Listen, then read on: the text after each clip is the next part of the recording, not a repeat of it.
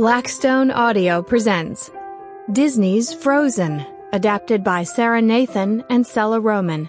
This book is read by Andi Arndt. Prologue. Long ago, atop a mountain high above the kingdom of Arendelle, a group of strong men were hard at work. They were ice harvesters, men who cut and hauled huge blocks of ice from the mountain lakes. Horses stood at attention, waiting with empty wagons to be filled. The ice blocks were hoisted into the wagons. Soon they would be taken down to the village to sell.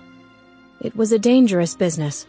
One slip could send a block hurtling down the mountainside, or even worse, falling on a man and crushing him. A boy stood in the shadows watching the workmen. He kept a small sled at his side. His name was Kristoff, and he desperately wanted to join the ice harvesters, but he was too young. Standing next to him was his friend Sven, a baby reindeer. Kristoff imagined the two of them taking a sled full of ice blocks into the village of Arendelle.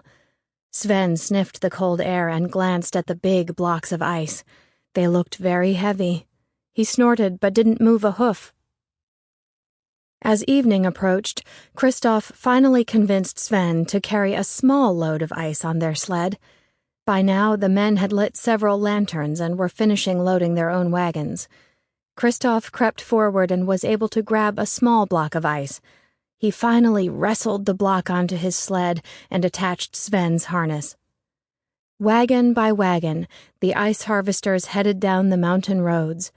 Kristoff trailed behind with Sven, steering his own small wagon down the bumpy path. Above them all, the northern lights spread across the dark sky, creating waves of gossamer green light. The magical glow pulsed as it rolled over the mountains, down toward the kingdom below.